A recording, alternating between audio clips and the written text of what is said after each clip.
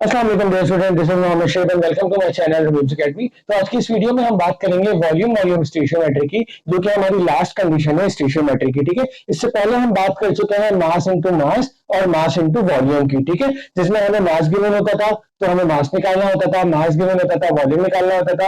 अब आज की इस वीडियो में इस कंडीशन में हमें क्या करना है, हमें वॉल्यूम ही गिवन होगा और हमें वॉल्यूम ही फाइंड आउट करना होगा किसी भी रिएक्टेंट एंड प्रोडक्ट का। तो आपकी बुक में एग्जांपल है, उसको हम सॉल्व करके इस स्टेशनरी इस रिलेशनशिप को समझने की कोशिश करेंगे। ठीक है, तो calculate the volume of carbon dioxide gas at STP that can be produced by complete burning of 50 decimeter cube of butane gas in the excess supply of oxygen gas।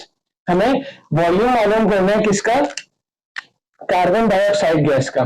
ठीक है, कार्बन डाइऑक्साइड गैस का STP के ऊपर that can be produce by, जो कि produce हो रहा है कैसे, कंप्लीट बर्निंग हो रही है ब्यूटेन गैस की ऑक्सीजन गैस के साथ। कितनी ब्यूटेन गैस है, कितनी 50 डेसीमीटर क्यूब। तो इसके एक्सेस के साथ जो है हमें क्या करना है, हमें कार्बन डाइऑक्साइड का वॉल्यूम कैलकुलेट करना है। देखो, सबसे सिंपल मेथड है, आपको पता है एक स्टैंडर्ड वो होता है कि 1 मोल किसी भी गैस का उसका वॉल्यूम कितना होता है 22.414। आप पढ़ के अब आपको याद हो चुका है।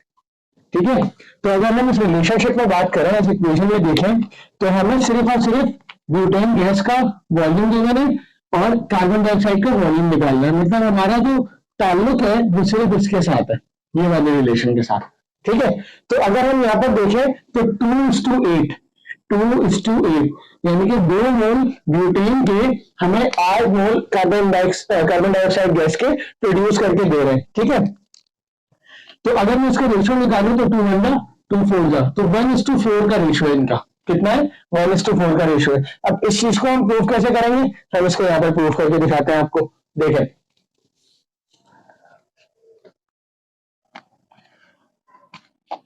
2 मोल्स किसके, इसके, तो 1 मोल में कितना होता है 22.4, तो 2 मोल्स में कितना हो जाएंगे 22.414 को मैं मल्टीप्लाई कर दूंगा 2 से। ठीक है, तो जब 2 को मैं मल्टीप्लाई करता हूँ 22.414 से, तो मेरे पास आंसर आता है 44, 2 मल्टीप्लाई कर 22.414 44.828 44.828 डेसीमीटर क्यूब। ठीक है, इसी तरीके से यहाँ पर एक मोल में होता है 22.414, तो मैं 8 को मल्टीप्लाई कर दूंगा 22.414 से। ठीक है, तो जब 8 को मल्टीप्लाई किया तो मेरे पास आंसर आ गया 179.312। ठीक है, तो अब मैं यहाँ क्या लिखूंगा कि सोल्यूशन की तरफ में आ रहा हूँ। ठीक है, कि 44.828 डेसीमीटर क्यूब और ब्यूटेन गैस शॉर्ट फॉर्म में लिख रहा हूँ। ठीक है, ब्यूटेन गैस प्रोड्यूसेस कितना दे रही है, 179.312 decimetre cube of carbon dioxide gas. ठीक है, अब अगर मुझे 1 डेसीमीटर क्यूब के लिए चाहिए तो मैं इसको यहाँ पर डिवाइड कर दूंगा। तो 1 decimetre cube of butane gas produces 179.312 divided by 44.828 decimetre cube of carbon dioxide gas. अब जब 179.312 को जो हम 44.828 से मल्टीप्लाई करेंगे, सॉरी डिवाइड करेंगे, तो हमारा आंसर आएगा 4। तो 1 decimetre cube of butane gas produces 4 decimetre cube of carbon dioxide gas. और ये मैंने स्टार्टिंग में आपको बताया था कि इनके दरमियान 1:4 का रेशियो है, कि अगर 1 टाइम ब्यूटेन गैस है तो 4 टाइम आपकी कार्बन डाइऑक्साइड गैस होगी। ठीक है, तो हमें यहाँ से मिल गया 4 डेसीमीटर क्यूब 1 में होती है, ये स्टैंडर्ड हमें मिल गया। अब हमसे पूछ कितना रहे, 50 में पूछ रहे हैं कि 50 डेसीमीटर क्यूब में 50 डेसीमीटर क्यूब ब्यूटेन गैस के अंदर कितने अमाउंट में कार्बन डाइऑक्साइड गैस होगी। ठीक है, तो इस 50 को मैं यहाँ पर लिख के 50 डेसीमीटर क्यूब, जैसे हम मास में करते थे, मास इंटू मास में, तो हम स्टैंडर्ड निकालते थे 1 ग्राम का, और फिर जितना हमें रिक्वायर्ड होता था उसको हम इससे मल्टीप्लाई करा देते थे, जो आंसर आता था।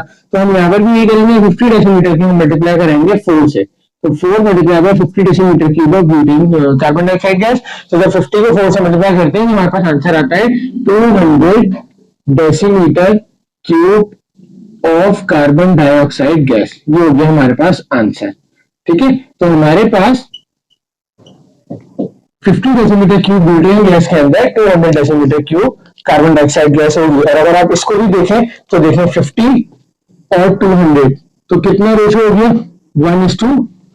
1:4 का, 51 का, 54 का। तो आप यहां से भी जो है वो शॉर्टकट ये मेथड है कि आप यहां से भी जो है वो आंसर निकाल सकते हैं। देखिए यहाँ पर, जैसे यहाँ पर कोई भी इक्वेशन आपको दी जाएगी, आपने उसका रेशियो निकालना है कि वो कितने रेशियो के साथ क्या कर रही है, सॉल्व हो रही है, ठीक है। और उसको जो रेशियो आएगा यानी कि जो हमें फाइंड आउट करना है, उसको आपने गिवन से मल्टीप्लाई कर देना है तो हमारे पास आंसर आ जाएगा, ठीक है। तो इंशाल्लाह नेक्स्ट वीडियो के अंदर हम राउंडिंग ऑफ डेटा सीखेंगे कि किस तरीके से हम किसी भी डेटा को, किसी भी गिवन आंसर को राउंड ऑफ करते हैं। वैसे 200 है, अब यहाँ पर तो डेसिमल नहीं है, तो डेसिमल बेसिकली जो है वो इस्तेमाल होता है राउंड ऑफ करने के लिए। तो इंशाल्लाह नेक्स्ट वीडियो में हम उसके बारे में बात करेंगे। तब तक अपना बहुत सारा ख्याल रखिएगा। अल्लाह हाफिज।